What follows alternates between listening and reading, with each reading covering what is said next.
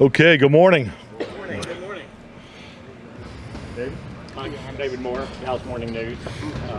You often talk about the second-year jump. Was the jump Jake Ferguson made last season as dramatic as you've seen from a second-round player, and coming back into his third year?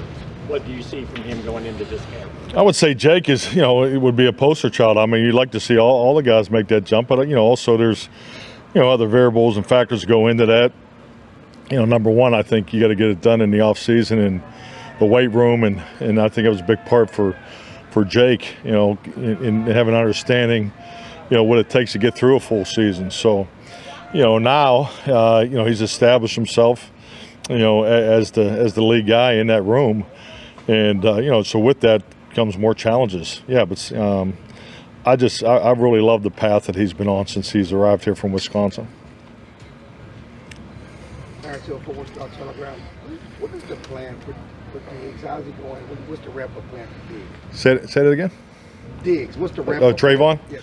Yeah, we're in a return to play mode. Yeah, so I don't have an exact date, but timeline, but it's really the same answer I gave you back in the spring. We're gonna be smart with him. I mean, he looks great. I think if he was standing here, he'd tell you he'd be ready to go. So, but yeah, I mean, I think the caution is probably, from my chair is the way I look at it.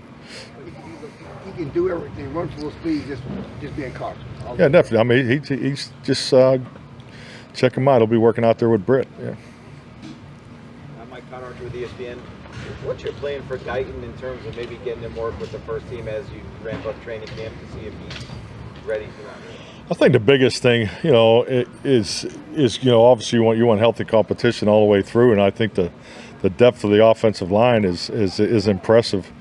I think it's definitely a group that has a chance to be strong for years to come, just because of the, if you look at the experience level and how it lays out. So, and that's no different for, the left tackle position. So, yeah, we got plenty of time for that. And I think we have we have our first pad of practice Tuesday. So, time will answer those questions. And you mentioned the pads coming on Tuesday.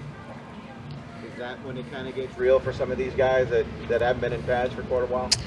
I think probably more at the end of the week, because the Tuesday, Wednesday practices are still under the ramp up. As far as the time allotment and so forth. I think when you can truly get into a full practice, and see these guys, kind of push the limits. I think that'll, come to fruit, come to light more. So yeah, because Tuesday and Wednesday practice are still pretty limited. John Machado with The Athletic. With Marshawn Nealon, you haven't got to see him in pads, but just since you've been around him, since you guys drafted him, what has kind of stood out to you? Impressive, very impressive, very mature. So love his physicality, motor, just like we did, during the draft process. So he's off to a good start. He's seems very comfortable. Picks it up in the classroom. Outward personality, which is important. So he's off to a good start. And he's a guy that you think could play on both edges. Both edges, both left and right. Yeah, he can play left and right. Calvin Watkins, Dallas Morning News. You signed a couple of receivers yesterday. How serious is Ryan's health issue right now? How serious is Ryan's? I think the biggest thing is I put him more in the day-to-day, but yeah, I wouldn't classify it as serious. So. Looking forward to seeing him. Just saw briefly the workout, the video from the workout, talking to Will. So yeah, I'll give you a better opinion once I see him work. Crystal Rich, KTLA 5. We've seen Trey Lance right here. Trey Lance has seemed to be a little bit more underneath than relative to the other quarterbacks pushing it down the field. Is that by design, or what have you seen from him so far? No, I think the decision making is, obviously you got the play call, the situation. Obviously they, what they call. Yeah, I would say there's no design based off where it goes, but yeah. You got to remember, we're still in the install. We've been trying to get as much 2-minute done as possible. We'll have 3 groups of that today, as far as the team, end the game. But, yeah, there's no – that is not by design. Where he came in last year, obviously at the very end of camp, Is there a different plan for him leading into preseason than other quarterbacks that you like, right now on the roster? I think the biggest thing is, I'm going to try to get Trey as much work as possible. I mean, that's the plan, not only, in practice, but also in the preseason games. Tim. Tim Cowlishaw, Dallas Morning News. As far as Guyton and Beebe, there's a lot of excitement about starting rookies in the offensive line. That didn't used to be the case. Is that an example of how the game has changed? People are okay starting rookies up front, because that used to be very difficult.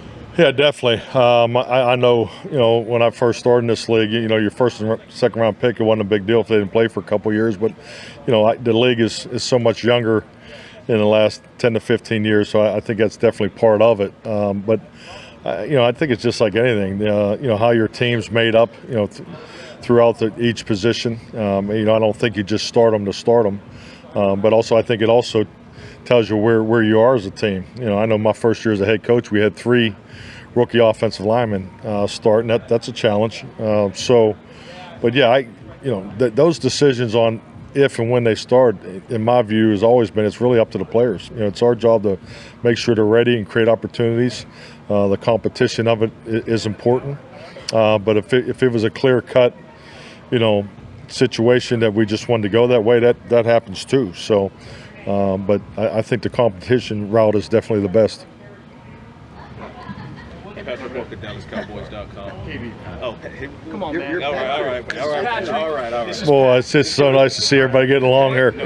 We allowed one time, 2 times it's on him. Yeah, it's special, so special. That's a false start. I'll own it. All right. Yeah, it doesn't happen. The other clubs don't have it. So Pat Doney with NBC BFW. Mike, the rule that's allowing players to wear the Guardian caps during the games this year, I was wondering if you knew of any players who are planning to do that on your team, and then also the benefits you've heard about those from practices from the players who have used those in the past.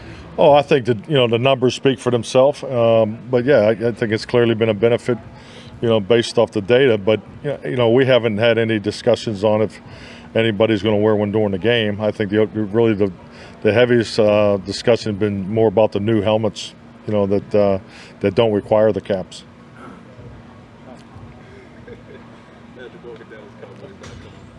News of you guys parting ways with Gary Conley looking to retire. Obviously, that's a loss of some veteran, veteran like you. Can you talk about the progress of a guy like your rookie 5th round pick and how he's coming along with Kalen Carson?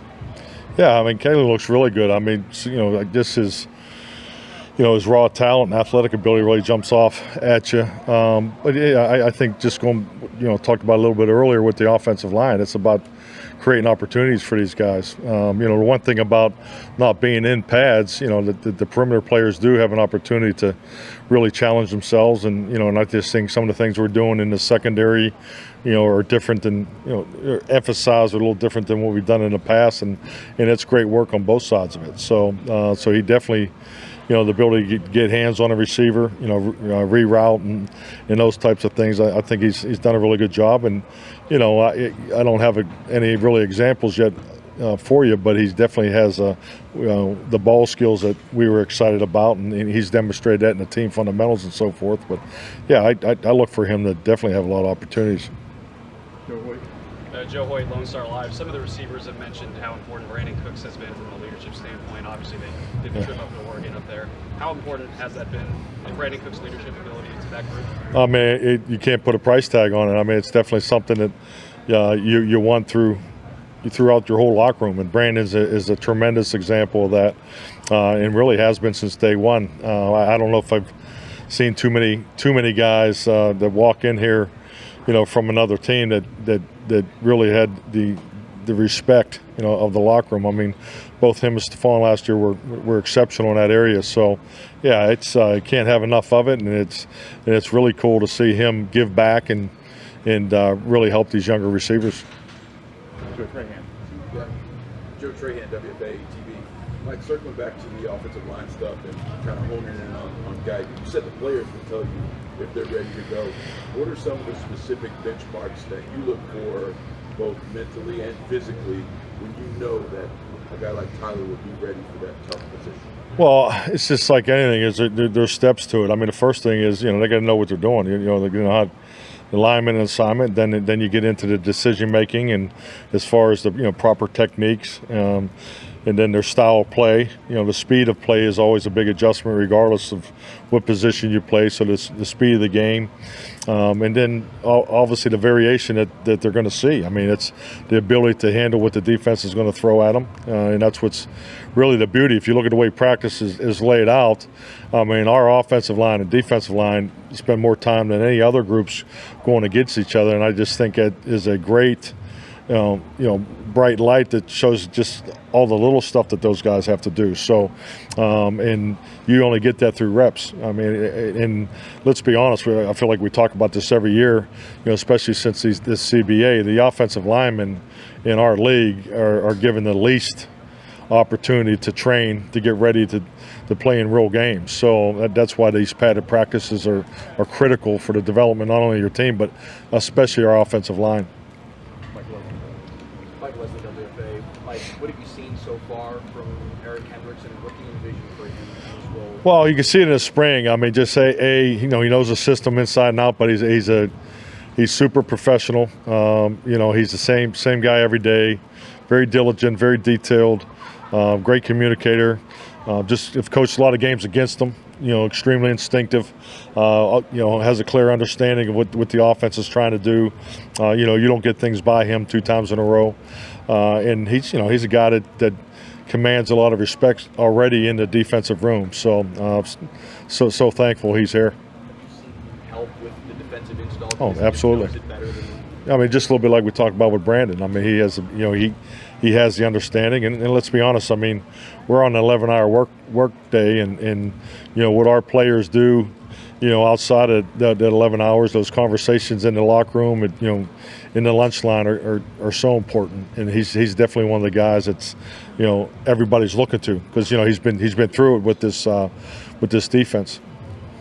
Mike, KJ Doyle, KRGV, similar vein, talking about veteran players helping out. How much do you rely on a guy like Zach Martin to help kind of mentor the younger players on the offensive line and kind of teach them the tricks of the trade? He's awesome at it, number one, and yeah, I can't promote it enough. I mean, I'm a huge believer in that. As long as I've been in this league, that your best players have always been your smartest, most instinctive players.